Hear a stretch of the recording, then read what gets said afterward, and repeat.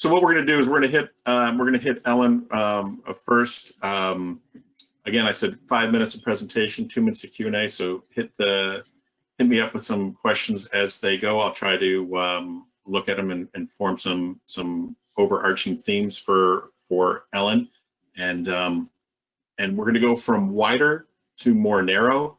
So Ellen's going to talk about syllabus modality and how do we make that functional for people, and then we'll kind of get closer and closer in and end with me on very narrow, something that you might want to do in your classroom for the fall, and then kind of draw back a little bit with Gerhard, who's our cleanup man in position number 7, to talk about keeping healthy. So with that, I will yield to Ellen from the University of Toledo. There you go. Thanks, Ellen.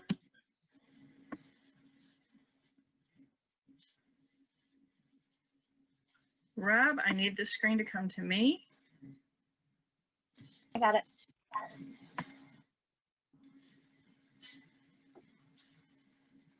Are you guys seeing my screen? Mm-hmm. Because I am not. Yep, we see it.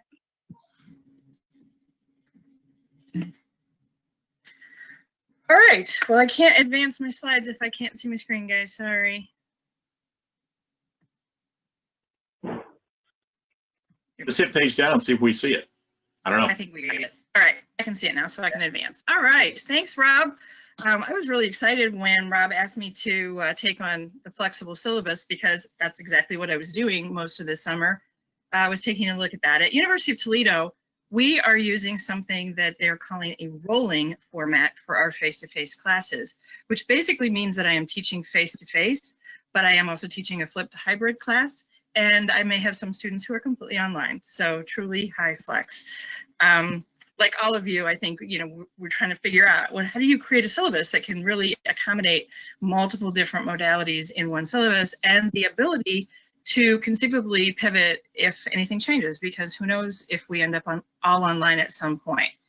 So what I want to do today is walk you through 5 tips of things that I uncovered through some best practice research, from talking to all the other people in the think tank, from trying to develop this myself, and from the other things that are going on at the University of Toledo. So the first thing that I've got is focus on your learning objectives. And this is really basic, and this tip would hold for a lot of different things, not just for creating a flexible syllabus, but you really do need to go back and say, what is that I'm trying to do? If you've been through Quality Matters training, for example, they will tell you that for every objective, you then go and you build the content and the activities and the assessment that's going to show that you met those objectives. And we need to just take a fresh look and say, how can we be creative and use multiple modalities in order to accomplish that objective, so that we're prepared to pivot if that were to happen. My second tip for you is start with the asynchronous online. So regardless of what format you are teaching in, some of the stuff that I saw when I started doing some investigation is this is the hardest format to pivot to.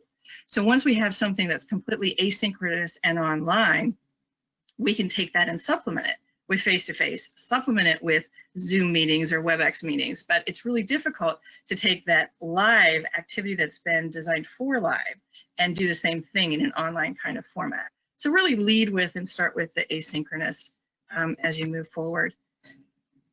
The next thing that I would say is keep it simple, right? Every one of us probably has some of those exercises and activities that we love, right? Like, oh, I always do this one because the students really get into it. That may not, go back to item number 1, that may not really accomplish the learning objectives. I'll give you a quick example. This semester, with everyone moving to virtual selling, I'm teaching basic sales and the sales process, and I really wanted to add a unit on virtual selling because it makes so much sense. But when I started thinking about it, and I'm trying to align all these different activities and different modalities, I really couldn't afford to take the time to do that. And at the University of Toledo, that's not a learning objective of this class.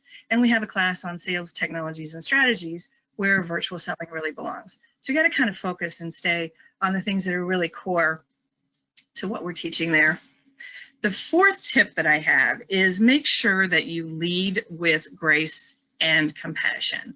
So sometimes I like to come off a little hard at the beginning because it's easier to, you know, lighten up the load later. This time I think it's different. In the context that we're in, if you can be a little less formal, if you can talk about how you're going to be flexible with students, how you're going to let things adapt, adjust, change, be flexible, I think that's going to be beneficial.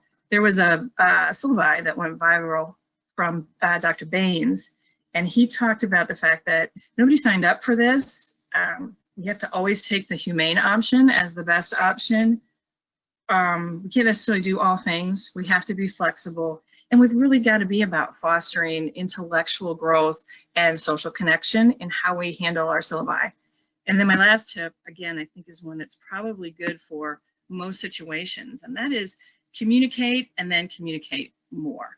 In the fact that we're going to have so many changes, in the fact that most students at the University of Toledo, no one's ever had a rolling format, a rolling modality before. We just have to be ready to talk to the students constantly. So I teach in 6 days, I start teaching. I've already sent my students all an email and posted it on the announcements on Blackboard and told them kind of what to expect, what am I thinking for this modality, what materials they should be getting. I have another email ready to go on Saturday, even though the course isn't opening up until Monday. And then I will email them at least twice every single week. Most of those will have a video that I've recorded, just talking to them that's connected to that. And then I'm still going to see them once a week live in the classroom, each of those students. So I don't think you can really over communicate at this particular point. So in a nutshell, that is my 5 tips for you. I appreciate your time in listening to what I have to say, and I'd love to take a couple questions if we have time, Rob. Perfect. Yes. A couple of items. Yes, I forgot to mention. Nicolo asked, "Hey, were these going to be shared?" Yes, we've got your emails, and so the materials the presenters have put together a 1-pager-ish on each of the stuff that we've done, and that will definitely be sent to you along with this recording, blemishes and all. So one of the, and I'm looking at and oh, a lot of kudos. Thanks, Ellen. Thanks, Ellen. And Brian's working out at a gym, and somehow he's still watching this thing. The pivot to asynchronous, someone said that's a phenomenal idea, because you're right, that's the hardest we can all walk in the classroom and teach what we need to, but getting it all scripted down to on an asynchronous format. How did you go about doing that, or are you there yet? So we've got multiple people teaching our basic skills class. We've kind of all taken it on to develop the video components of the content. And we're trying to do it in a creative way that's going to be more interesting to students. So we have dating games that are going to come out to talk about some types of customer analysis. And we've got, I think I'm working on a match game for some questioning types of skills. So we've all kind of put that content together, and we're going to put that online so that each week the students have that. They've got quizzes to check that they're watching that. They'll have reading to do. And then when they come into the classroom, since I only have them each half the class once a week, that's when we'll do all the practice. So we're going to have an exercise they'll do to prepare for practice. Then they'll come in, and I've got extra rooms like conference rooms reserved so I can send them out and stay social distanced and have them in groups. We'll practice in there. Well, if we suddenly find ourselves going to an online modality, we're just going to do that practice on Zoom with Zoom breakout rooms. But they'll already be prepared. They already have all that online. Perfect. Doreen's got another question, but we, believe it or not, are out of 7 minutes. So we're going to thank Ellen, and we're going to segue to Juliana Stancampiano, which I think I should win the monitor just for getting that name correct. She's the CEO of Oxygen, and she's going to talk to us about experience mapping. Oh, and Andy's definitely talks about quality matters. Good comment, Andy. I yield the floor to Juliana. Thanks, Robert. Can you see my screen? I think everybody can see my screen. Yes. I'm going to just dive in. So I appreciate being on this and being able to engage with everybody. And very similar kind of to what Ellen was just talking about, I'm going to break it down even a bit further. So this is work, and this has been interesting in our dialogues over the last months, right? We're talking about academia, but the majority of the work that I do is in the corporate arena. But as we've been talking through this, some of it emerged that the academic folks that we've been working with felt like this would be interesting for you all to see of how we kind of break this down in a corporate space as we figure out what somebody needs to learn and what the outcomes are, to Ellen's point in the first aspect. So we call this content mapping, or creating an experience map, which I think refers basically to like your curriculum and how you'd set everything up. And it's really the process we go through from first defining what that outcome is. And I like to start with the outcomes, even over objectives. I think objectives are within a certain piece of content that you might have an objective of what you want somebody to get out of that and be able to do. But the outcome is really, to Ellen's point, like, why do we have this? Why do we have Sales 101, right? Is it to teach them about virtual selling, which might be really great? Or is it actually to teach them just the foundations of what sales is, and the expectations and some of the skills that go along with that? So the first thing that we always do when we're working with a client is to define what the outcome is before we do anything else. And it's amazing how much time we end up spending just on that one aspect, because it has to be actionable and something that you can measure. So when you think about it from that perspective, it takes a lot of time to circle around that with what is that exactly as we move forward. The next step that we do is, if that's the outcome for our audience, then what's all the content that might be a part of that? So what does somebody or a student have to know and do if that's the outcome that we're driving? This is a lot of brainstorming of just all the topics and stuff that we think somebody's going to need to know and do, and we just put it all up on a board, and we don't group it, we don't kind of worry about it, we just get all the thoughts out there. And once that's done, we then take it and group it into those themes. And what I've found is that as you group it into these themes together and organize into more of a logical flow of what somebody's experience is going to look like as they go through this learning, you start to get a sense for how much time it's going to take to either teach those things virtually, or have somebody consume something offline, or have them have conversations about something, whatever it is. And those ideas start to kind of pop into your mind about how much time it's going to take for somebody to actually go through this. You guys are set with the amount of time that you have, right, with your students. And so the other thing that I find really helpful when you're grouping those themes is you start to see, like, do I have too much? So to Ellen's point about, virtual selling would be really nice. It doesn't meet my outcome, and maybe I don't also have time because there's all these other things that need to be included. So you can start to manage the amount of content in or out of at that time, and then start to apply that. How much time do you think it's going to take somebody to go through something before they can move to the next thing and the next thing that they need to go through? And then from that, once we have all those things mapped out, we actually then look at the modality. And when I mean modality, it's not just, is this going to be live or is it virtual, but is it something that somebody reads? Is it a video that they watch? Is it an actual, like, one-on-one conversation with one of the students in the class to practice something?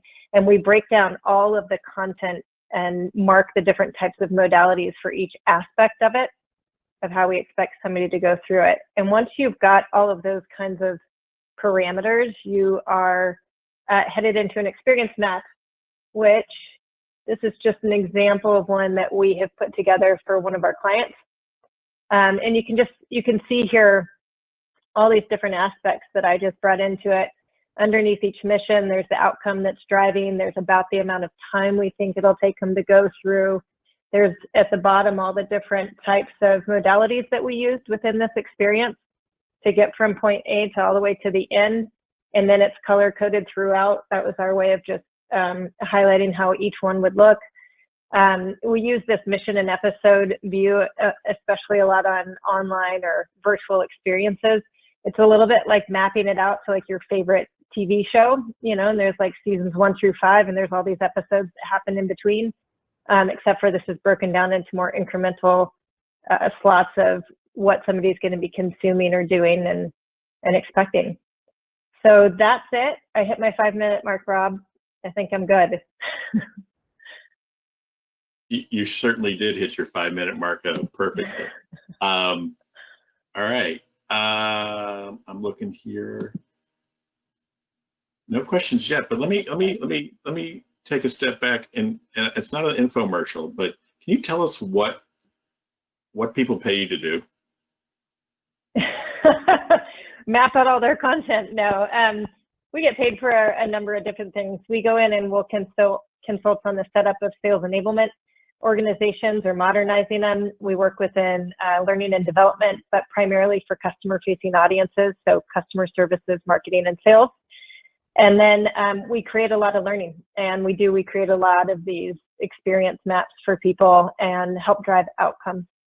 So what would be, Steve Castleberry's got it. What are some of the keys for how you group content themes together? Thank you, Steve. Yeah, well, so one of the keys is that you step back and look at all of them and you start to see the overlap. And if you can, we use these large boards that have sticky paper on them or sticky notes. And if you write them out on that, you can start taking them and putting them and say, oh, this is kind of like this one, or, you know, listening skills and then responses to clients or whatever. Those kind of go hand in hand together. So we're gonna group those right now and see how it falls. And with the sticky notes, you can change your mind, which is helpful. All right, we have 20 seconds left. What would you say that the changes in conversations that have happened between March and now with what your customers are talking about? I think, so to Ellen's point, two things. So major shifts on the conversations that are happening with clients, right? So just in it, and it's like one side, two extremes happening. So there's a lot of messaging shifts for sellers, and they're trying to catch up as quickly as possible. And then they're trying to figure out how to manage the relationships when they're all virtual. Yeah. Yeah. Huge. If you're a great relationship person and you're a key account manager who actually has an office because the account is so large, well, you're not there. You're not walking in saying hi to Tim and hi to Glad. You're not. So interesting shifts. Thank you for your expertise, Juliana, and the monitor. No worries. Thank Good you. deal. We're going to pivot to Joel LeBone, who'll fire up his camera. And Joel is going to chat with us about experiential encounters. And we can see your screen already, Joel. It's all you, buddy. Joel, are you there, buddy? I think you're muted. And now you can hear me? Yes. Oh, you're all good. All good. Oh, great. I was thanking you, Rob, for putting this together. I think this is great. I mean, peer learning is very important, and we learn a lot from our peers. And I'd like to thank everyone for joining. It's great to see and meet friends from all over the world, actually. So what I would like to share and talk about is experiential encounters, but assuming that there's new experiential encounters that we need to actually be aware of, that our students, especially in sales, will have to leverage, and that is very much related to technology, because technology today is a critical supplement to sales, and why not to sales education? And I saw in the chat box that some of you are wondering how you can track students. This is something I also like, but how about tracking students' mind? What they have in their mind, what are they thinking about, how do they learn? And so you can understand better how you can improve their learning process. So I'm gonna talk mainly today about Salesforce, how you can leverage salesforce.com in your class, and it's free. You just have to contact salesforce.org, and as a university, if you tell them that you are going to use that for a learning process, they are going to provide it to you for free. And I've been doing that for years. The other thing is, do you like to use Blackboard? Do you really enjoy using Blackboard? I don't. And in fact, the way I approach that is Blackboard is just the briefcase, but Salesforce can be the new campus. And in fact, the students spend less time in your class than on campus. So how about we build a new campus for them? And that campus can be salesforce.com. When I started to think about all of this, started to think about, of course, which is very important in education, how people learn, where there are 5 ways usually we go through to learn. We learn by deduction. So how about we make the students discuss the theory, so they can deduct from hypothesis, what works or what doesn't, but from good theory that we have in sales. We learn by induction, which is we experiment things, and from that experience we learn something. So how about we make the students discuss their experience? We learn by analogy, which means that we build similarities between things. So this is why we have case studies in our classroom. And we also want the students to share with one another, for example, about what works and what doesn't work, so they can learn by analogy, by benchmarking each other. We learn by simulation. Well, in sales, in fact, the sales profession has changed more in the past 5 months than in the past 5 years, and in the past 5 years than in the past 50 years. So it has changed a lot because of technology. So we can also simulate the real world of sales with sales technology, like Salesforce.com as an example. And we learn by engagement, peer learning. So bringing people together and try to understand how they think, why they think this way, and how you can make a difference into their thinking. So the first one, I don't use textbook. I use articles, and I ask the students to discuss article. Now, if you ask the students to discuss research articles, so this is a very nice one from GPSSM, you want to know what they think about the article, right? Well, let me give you an example. For example, I follow all of that on Salesforce, and I ask them to discuss the article on Salesforce. And we call that Module 1 takeaways. And this is an example of a student is discussing the takeaway from some of the articles. It got 149 views from the other students and 15 comments, commenting the article, commenting the post.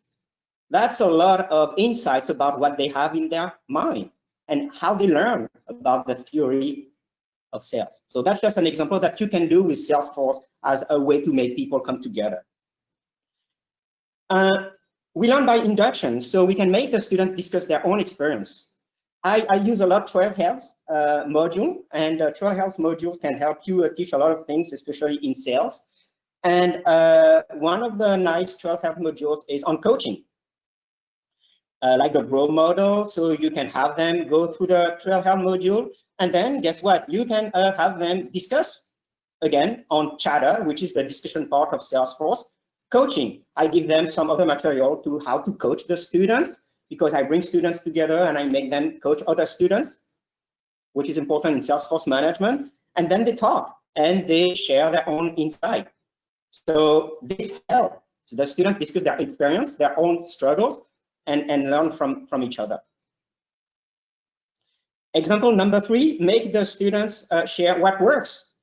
I really enjoy active learning and experiential learning, where you can see your students practicing right away what they learn. And for example, thanks to Eli Cohen, I use Saleshood, which is a great sales enablement platform where sales is also about education enablement. And in Saleshood, I have some specific learning project where the students, they have to share what works. For them, when they have to reach out to companies, I can show you a quick example here. Hey, Joel, we're going to run on, believe it or not, All that's right. past 5 No, minutes. not example. Okay. But the last one, yes. But one of the questions was, and I think it's important, is has Salesforce offered free access to the platform for educational purposes? Yes, that was my first slide, exactly. Yes. Yeah. So Okay. everyone can have it. Yes. Perfect. And then, so here, real world, you have some real world because they need to contact people, companies, and they have a lot of information about that. So they bring into Salesforce, so you can track the students. And here we make the students do case studies and vote for one another case studies. They do their case studies on YouTube, they share on Salesforce, and then they vote for one another. So they learn from each other case studies. In fact, I noticed that there's much more discussion in online environment than in offline environment, and you can track what students have in their mind, which is very interesting. Which was pretty scary. I thought somebody would fire that up, and seeing some of the people on this call, I thought for sure they would have said, "I don't know if I want to track the student's mind." That was interesting. Yes. because you can also make your own trailheads. I mean, or not necessarily all your own, but you can piece together different things for free. I forgot what they're called. I think they're called a path, but you can grab. Yes, you can grab and you can organize actually their own path. But there are so many modules that are already great. So why would you reinvent the wheel? So. Right. And then you make them discuss. You make them discuss. I know that was a great observation for everybody who's thinking about going that way. Joelle, you're an amazing trail boss. Thank you for shepherding us down this path. And Barb asked for a free copy of Salesforce. That's a different. We'll have to talk about that, Barb. Connect with me, because that's a different thing. That Salesforce.com, their CRM is not what Joelle is. Yes, it is. Yes, you go to sales.org and you say you are. I think they were looking for 100 free licenses for all the students in the 100. class. Yeah, I just taught a class with 200 students. Okay, so now you're opening a can of worms, and everyone go to Joelle to find out how No, I don't know. I'm just saying you have to justify why you want to do that. And if this is your case, guess what? All right, so you negotiated. I like it. I'm going to switch to, thank you, Joelle. I'm going to switch to Eli, and as Eli fires up, Eli, make sure if you share, I guess we haven't been sharing our slides full screen. So when you get to that option, if you can full screen it. I haven't shared full screen, so I don't know. That's a partial screen. I don't know how you make it go large, but somebody in the chat noted that was a challenge for us. And bear with me, my friend. Hello, everyone. Thank you. And so you work on that. I will let everybody know that we are taping, and we will send this out to everybody at the end, as well as the presenters have all put together like a one-pager with some of the key points that we're talking about, and that will go to you as well. Take it, Eli. Hey, so do you see the slide? Yes. You see me? I see your beautiful face, top left. Okay. You know what? Perfect. I don't see anything except for the slide, so that's why I'm just double checking. Hi, everyone. Great to be here, and amazing tips and ideas from Ellen and from Juliana and from Joelle. Really impressive with the thought. And my perspective is, I'm CEO of SalesHood. I worked at Salesforce.com during the hypergrowth years, 2005 to 2013. I founded a company specifically focused on learning, and focused on modern learning, and focused on enabling teams. And Joel talked that he's using our system and inside of his school, and we've got other schools using it as well, UTD. I'm going to provide you with perspective from what's going on inside of the corporate world around activity-based learning, asynchronous activity-based learning. And for those of you, also there's a book I've written called Enablement Mastery that you're more than welcome to get. If any of you want the book, you can email me and I can make sure you get one. Rob has been gracious with his he's reviewed it and given me a review, and so the book is based on stories, and the stories are based on companies that have achieved amazing growth, whether it was Salesforce, whether it's the 100 companies we work with. We've got billions and billions of records of data.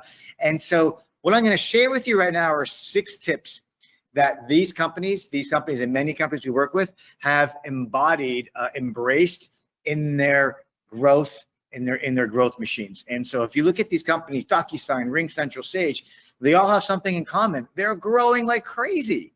Why? They're embracing modern learning.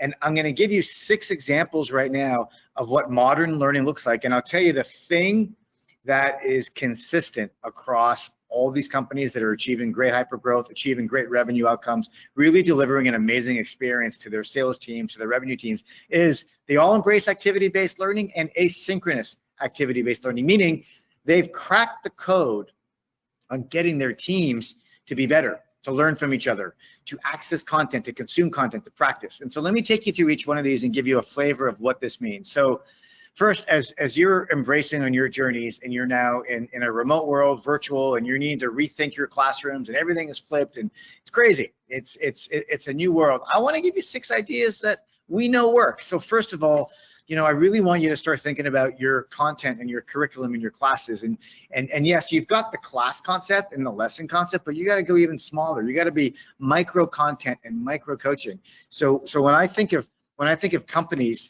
when I think of what's made many of these companies super successful is they've taken really hard concepts and they've been able to break them down into small bite-sized chunk content, and they make them relevant just in time. So for example, if I'm a new sales hire or on my first week or first month on the job, they're going to be served up specific content that's relevant to them and relevant to what they need at that exact moment. Or if I'm working a deal and I'm active in a sales cycle, you know, the idea of providing micro content and micro coaching that are going to help me have a better conversation, right? So that's number 1. So I'm going to challenge each of you to engage your learners with micro content and micro coaching. So that's one mechanism, one method of activity-based learning.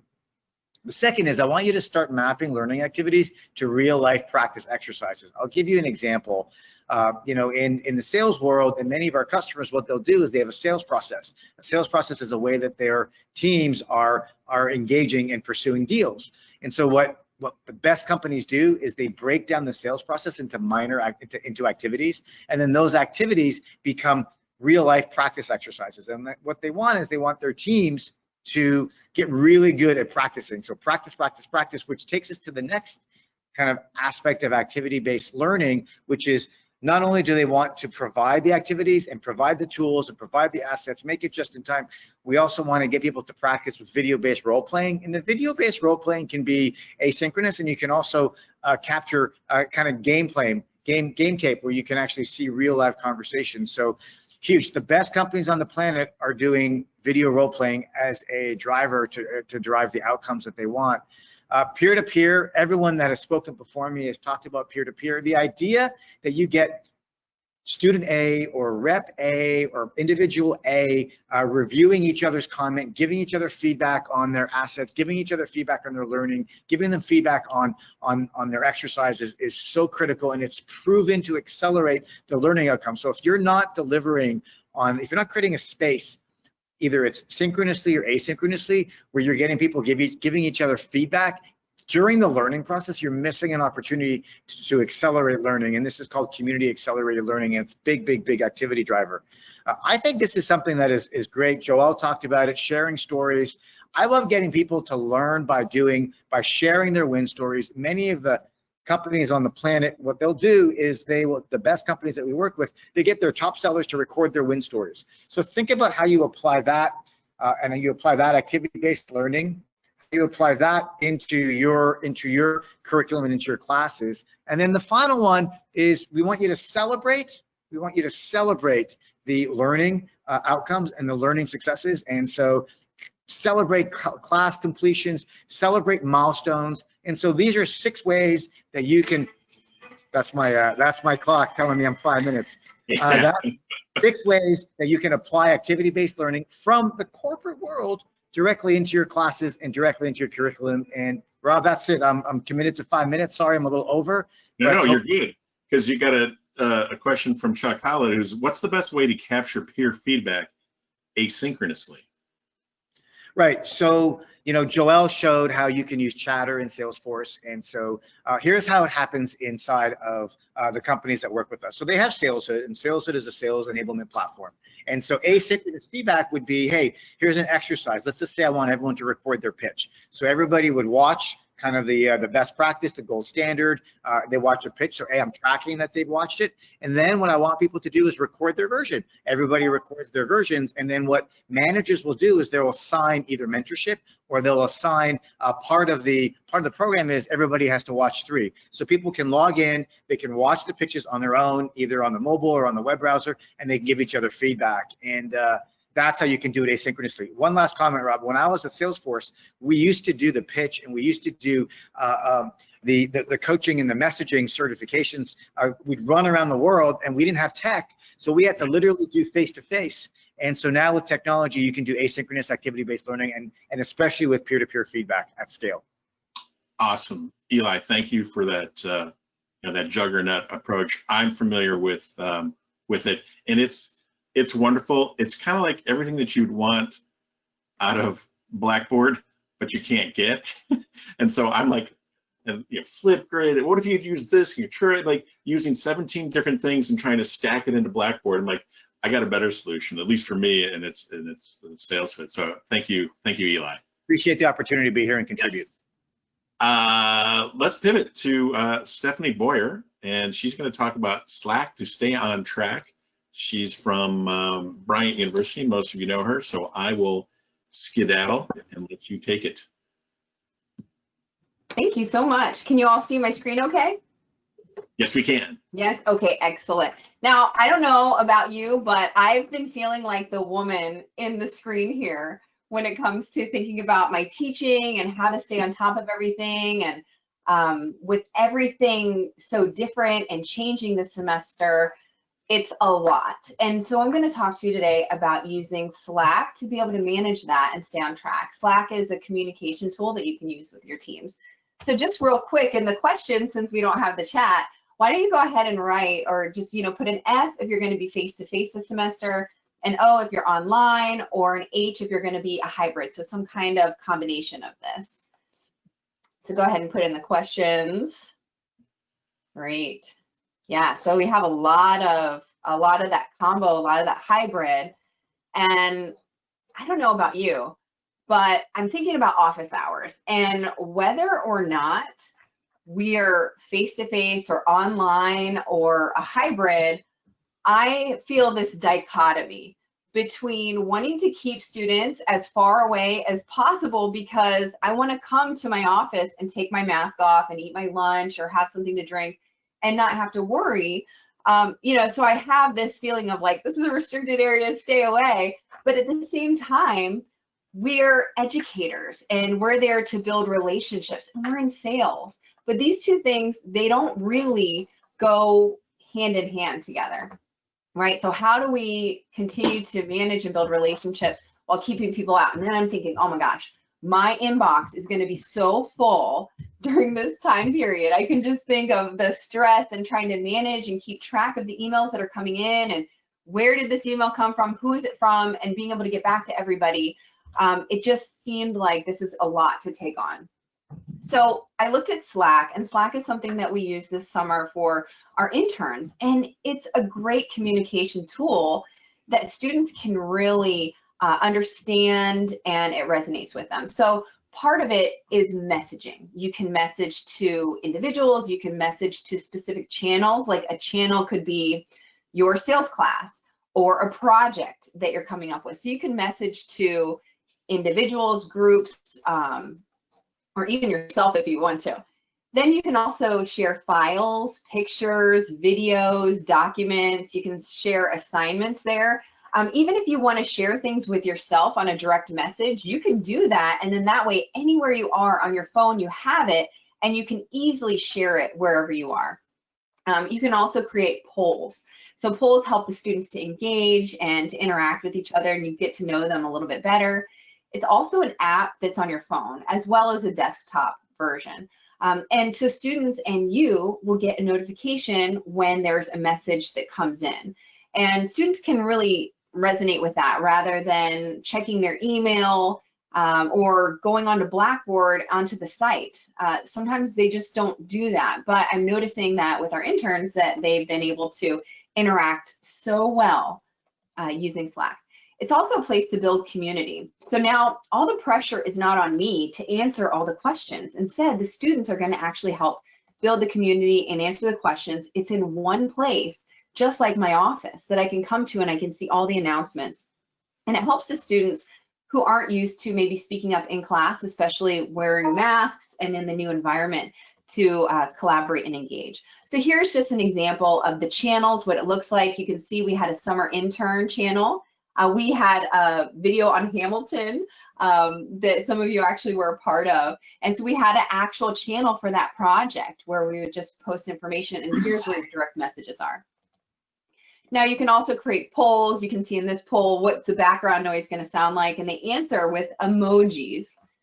So you can see it's a different way to get to know them. So how do you get started? If you go to slack.com, you can create a free account and you can create a bunch of channels. We're going to give you some stories and tutorials to help you with this, but it is so simple. You just go and it walks you through. You can figure it out with really no direction, but you just create your workspace, you create some groups, some channels, and all you have to do is invite your students and they can start to engage with each other. And you can build a community, whether you're there in class using it live or if it's outside of class. You can also, you know, schedule time. So you can say, I'm going to go here Monday, Wednesday, and Friday at 5. All right. So remember, go on LinkedIn to win a free monitor. That's my time. Oh, perfect. Look at that time. Outstanding. Hey, there is a question from Stacy, and she was curious from your perspective, what's the difference between Slack and like Teams? Well, no, that's a good question. So we have been using Teams. Sometimes I have a difficult time using Teams because I know that our university actually has that. But with this, it just integrates so much better with the students. I don't know, the way that they use their technology. So you can actually start a Zoom call when you're on Slack, and Slack integrates with so many different apps that you can pull in together, but then you can manage, like I have over 100 students this fall, so I can easily manage the different projects within. So I haven't done too much with Teams because it didn't work very well for me, and I noticed my students don't really like to use it either, and it often crashes when we Well, ask him, ask a very similar question. And then Ryan Langan also threw in, he says, I've used Slack for class case discussions on a few occasions, and it's worked extremely well. So cool. It's already been validated and useful. So thank you. Great. Thank you, Stephanie. All right. I guess I'm up next, and I will share my screen. Hold on there, Gerhard. I see you. But I know that Gerhard let me know that it was, if we run over on time, he's not going to get his time. So we're running a little behind. And I want to make sure that Gerhard gets his due, because if there's one thing I don't want to do is step on any Gerhard toes. I'm going to assume that I can be seen if someone on my team just wants to give me a quick yes. Okay, perfect. Yes. So we're coming closer and closer. I just want to throw out one idea that I have found this past year, and I know that some of you folks, because I've seen some of the names on there. In fact, I think Alex from Austria is probably the farthest away, and although Christine is in France enjoying the sun, there is one student. Thank you for being on this. I'm sure you're learning a lot and very scared of what the professors think. And I love the last one. Somebody, well, for your Stephanie, they put high flex all the way, baby. So so I want to share one thing with you that I found this past 2 semesters. It started out with, okay, it's going to be this role play. It's called it's Rainmakers, but you're interacting with a bot, as the students are, and it worked so well the fall of last year that it was like demanded that it happens in the springtime. So there, between the 2 semesters now, there's almost 3,000 people that have gone through it. I'll give you. I was just given a sneak peek of what's coming in the fall. Holy cow. So you can use your phone to get a dashboard app on where your students are in the process of registering, filling out their profile, practicing, yada. It's amazing, their profile. I'll get to that in a second. But your students are interacting with an AI buyer. It's 15 minutes of trying to set an appointment with a decision maker. And there are some corporate sponsors who wanted to see the folks up on the leaderboard and then possibly have an employment discussion with them. And if you see my pictures, that how simple life was when we could get together, right? That's my students role playing. There's a fun prep one that's called Pizza. This gal walks in, you're interacting with this gal to sell her some pizzas. You're asking questions, qualifying. You got to know the menu a little bit, and then she rains on your parade. And it's really kind of cool because if you really do poorly, and that poorly means you don't hit your thumb to record yourself and then let your thumb go, and so she can respond. She tells you, well, this is really lame. I think she threatens you with a bad review on Yelp. It's hilarious, but it gets the kids there to practice for this before they get into into more higher stakes. So prep, there are videos, as you can see. They go through them. They're short quizzes, and they can practice and practice and practice in order to prepare. You can use last semester's as a role play practice to get the kids up and running, get in the feel. Scoring, very simple. I'll show you a little slide, but it's the same, same, hey, what was your opening? Did you ask questions? Did you, presentations down and everything? The cool thing is it's auto scored. And so, we'll just call it, there's not a lot of bias in there. That if you walk in, no Halo or Devil or Dungeon effects. If I walk in, the student walks in, doesn't have a good opening, a human score might not let them out of that penalty box at all. Same thing with the Halo. If somebody comes in and does something really well to start, then everybody, thinks, oh, they walk on water. So with this, it's really only listening to what you're saying, the students are saying, and giving them feedback based on that. So this is what I gave a sneak peek of today. It might be an eye chart to you, but you can see the top line is if you earned all the points in that segment, that's the top line. And then you can look at your class or an individual student and see how they mirror it. And every time they play, they get feedback and they can see game changer people. They can self-correct if they're motivated and learn as they go and keep trying and keep trying and keep trying in order to improve their game, which is sales is an iterative process, as we all know on this call. In a nutshell, it's November 18 and 19. Students are on their own. They use their own mobile phones and they come in and role play with the bot. And then again, there's your numbers for the springtime. If you go to rainmakers.org, you'll get a panel of information all across the board of what you need to know. Full disclosure, I'm not at all involved in this. There's no financial thing for me. There's zero. I just saw a good thing coming along and I crammed it in my class. I'm not even a role play class. I am a voicemail gatekeeper live calls, and I'm like, this is really cool. We need to participate in that. So that, in a nutshell, is what I wanted to share with you. Now, all I got to do is find out to go click back to see if I have any questions. I know I just kind of hit you at 80 miles an hour.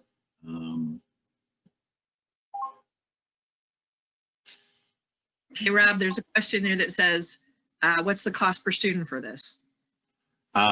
It's a perfect price for your students and your faculty. It's $0.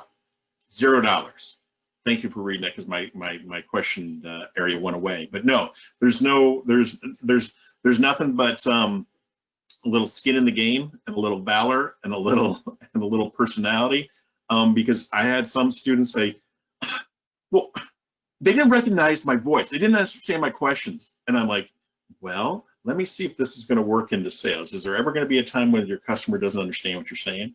Or are they going to understand you 100%? Anyway, I walked them through that. It's like, okay, slow down maybe a little bit and whatnot. So there are some tricks to the game that you need to learn on how to pace yourself and whatnot. But no, there's no cost. One more quick question before you go to Gerhardt. Yeah. Can students download the app and practice without actually participating in the competition? Yeah. In theory, yeah, they'll get a big fat 0 at the end of the thing. But again, I don't know why you'd want to do that. I'd say you'd want to participate. But yes, in theory, you could have. It's not anybody random. You have to have your EDU and you have to be in a sales or any class actually somewhere in this world in order to be enrolled. In fact, when I say anywhere in this world, Scott Randall, which is Stephanie's partner in creating all this, Stephanie Boyer, who just presented. He just had a call on Friday. It says, hey, we're Lebanon, this university in Beirut, said, condolences. I'm sure this is not on a top list of the things to do. And the guy says, no, I want you to call in. I want my students to focus on something and see that there's a world out there. So he made his intro call, let everybody know how to do it. So this is breaking down barriers, and you're not gathering all the buyers and the judges and whatnot. So I don't know where my time was because I forgot to start my own timer. So I'm going to yield it to Gerhardt and get him set up.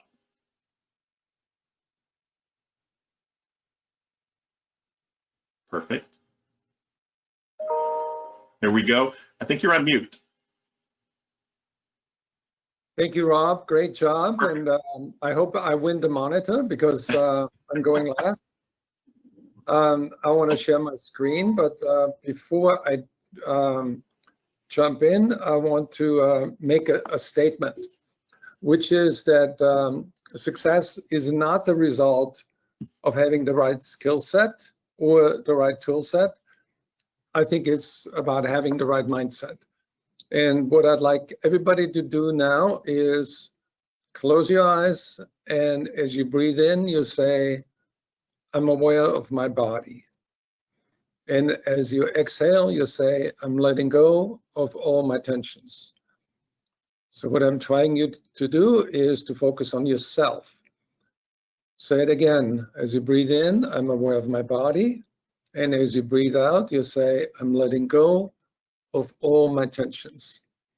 And what you've just experienced is a mindset moment where you disconnected from the past, you focused on the present moment, and now you're ready for the next 2 minutes to pay attention to what I'm sharing with you. And everybody wants to reach their goals, but what's on the way to the goals are mindset barriers. And after interviewing so many highly successful people, a lot of billionaires, gold medal winners, and heroes in sports and business and entertainment, I've come to the conclusion that 80% of success is breaking through mental barriers. And I wanted to talk about 5 barriers, but probably only have time for 3. The number 1 barrier is too many negative thoughts. And research by National Science Foundation says that we experience about 60,000 thoughts per day, but 80% of our thoughts are negative. And when you are filled with negative thoughts, your productivity goes down. And the antidote is practicing mindfulness. And I use an app called Plum Village, Plum Village. It's free. It's done by monks. They're masters at that. And you can listen to short meditations like 5 minutes, 10 minutes, 15 minutes, male voices, female voices. And I recommend it because it helps you lower your stress, lower your anxiety, improve productivity.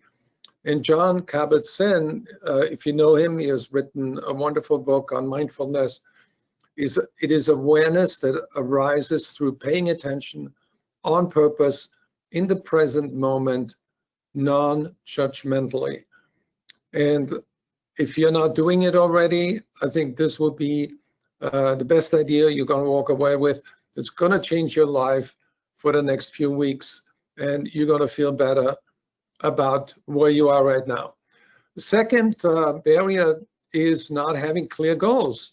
And I encourage sales managers to have a talk with their salespeople and write down their goals and dreams, not just the what, but also the why and the how.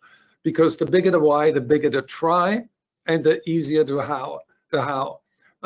And in many sales organizations now, they create what I call a wall of dreams. And it changes the conversation. You have a leaderboard or a scoreboard, what salespeople achieve, and then you have the wall of dreams, what people want for themselves. And that changes the game. And I have a lot of success stories where people not just went heli skiing to Alaska, but also built a custom home, got a promotion to VP of sales. So it's all about having the right mindset. And there's one story, success story, Sarah Blakely. She achieved that no limit goal by becoming a billionaire. And she had the idea of Spanx, and she persisted. The third is, and probably I'm going to close with that because we are running out of time, is not living in the present moment. There are 3 time zones that we always scan, which is the past, the present, and the future.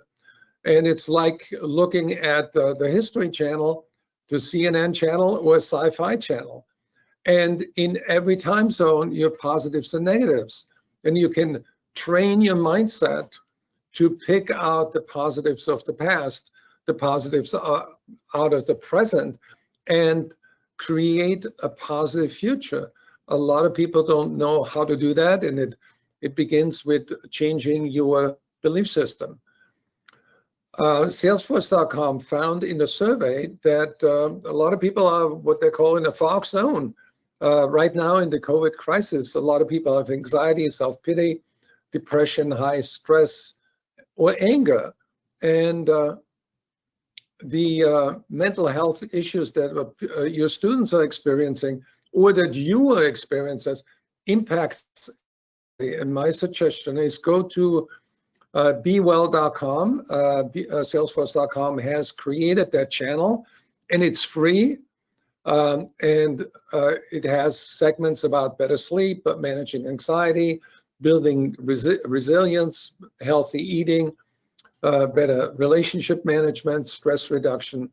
So here's a free resource that I think your school, your university can use and improve. So I'm gonna stop here, and I want to open it up to questions. Do we have any questions? Or Rob? Yeah. They're in fact, let me see if I can get my phone in the right place. John Hawes asked, there's what it's called, Plum Village, and that's the kind of icon you're looking for. Plum Village, yeah. Plum, Plum, Plum Village. Plum. Yeah. And Claudia wanted to get some of your slides because she just thinks that very useful in this overwhelming time. And I think Gerhard, you.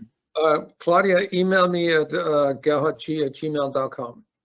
Perfect. I'll make sure, Claudia, that you get that. I think what you hit on there too is so important that raise your hand if you've been under pressure to get your fall teaching ready to go. Okay. And yet, I mean, aren't you glad you're not a chair or a dean? Can you imagine the meetings that they've been in and everything that has changed? And so that puts us into do this, do that. Now we're going to do this. Make sure you're done by Thanksgiving. Well, forget about that. That's no longer valid. All this stuff is going on, and it's so easy to think about us. And yet, we all know in sales who's the number one person that we should be concerned about, Gerhard. We need to do a better job in self-care. If you care enough about the people and help them grow, you want to be the leader and grow yourself because you're the most important person in the school, and you're doing a phenomenal job in educating thousands of people every year and preparing them for sales. And I think your noble purpose is that the knowledge that you contribute to a better economic engine that America needs in order to preserve the freedom and ensure prosperity. And I think it's kind of like when when we eventually all get back on some airplanes, put your own mask on first and then help the person, seated next to you. Because if they're young and they don't know what they're doing and you're already gone, then you're nowhere. If we're not prepared to throw a lifeline mentally, physically, emotionally to our students, I mean, I guarantee you we all have a story or six about some of the students that we've had in the spring and the sad stories and the, oh my God, I can't believe that happened, or things that they're not even sharing with us. So if we need to be in a self-care, and thank you for teaching me that term.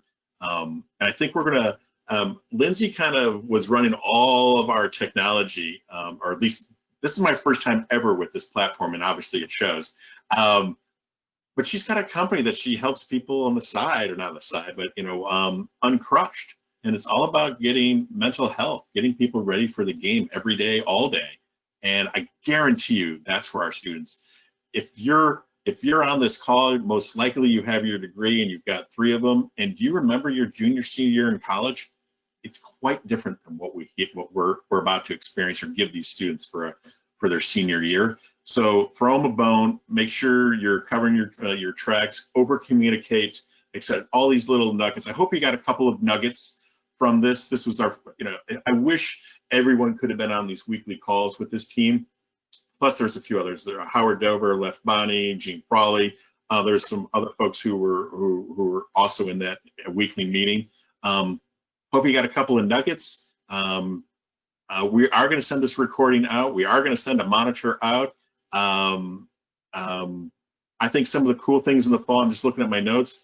Like I said at the top of this hour, we collected some great data about what sales reps are thinking, what managers are thinking, and customers, and guess what? They're all on different things. That would be a great discussion to have. Is like, okay, what do the current sales reps that we're turning out from our classes, what do they need to have, and what do they need to do, be ready to do, and how can we help them? I'm more than motivated to have a conversation about the role of professor. I've been kind of quietly trying to tell people that the role has changed for now brokers in some. I mean, gone are the days where we get a textbook and some PowerPoint slides and a test bank and off we go to the races. It is so much more complex, and I don't think we're having those conversations. We had some of those in our little think tank group, but look for something to happen in the fall where we can have these discussions and not just broadcast out at you, but break out into into different channels so that we can have a discussion, go through some things, and come back. So I'd like to thank my my panelists for their expertise, and certainly for Lindsay for showing us the way on how to try to manage this, because this was new, as you can tell. But most importantly, I want to thank you all who stopped your day, jumped on here in the dog days of summer. I know that some of you mentioned that you were at the gym. Some of you are in different states, chopping up wood, Chuck Howlett, because of the storm that came by. All kinds of things are going on, and yet you made an hour not to invest necessarily in yourself, but you know that you're going to look for tips and hints that are going to help your students downstream. And I will hang out with you people any day of the week. Thank you very much. We'll call it quits for the day. Certainly send me or any of the team additional questions and whatnot, and then we'll reconvene. And if, Lindsay, am I missing anything? Because if not, I'm going to call it quits on this. And I don't even know how to stop this bad boy. So I'm going to ask Lindsay to. I've got it. You're good. All right. Yep. Thank you all for showing up today. Be safe, keep your distance, and wash your hands. Bye. Thank you.